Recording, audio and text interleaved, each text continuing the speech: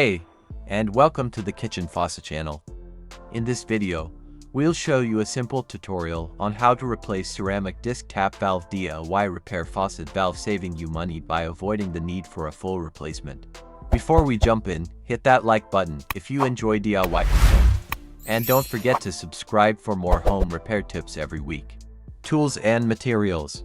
2.5mm Allen key may vary depending on your faucet design. Spanner wrench. New replacement washer depending on faucet type. Step-by-step instructions. 1.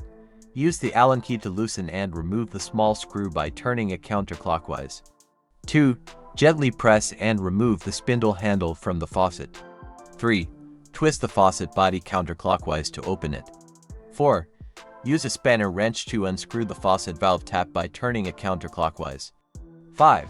Remove the old faucet valve tap and take out the worn face seal and ceramic disc. 6.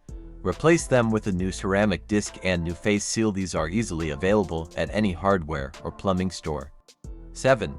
Twist the valve knob to ensure it opens and closes smoothly before reinstalling. 8. Reinsert the faucet valve by turning it clockwise and tighten it using the spanner wrench. 9. Place the faucet ring and spindle handle back into position. 10.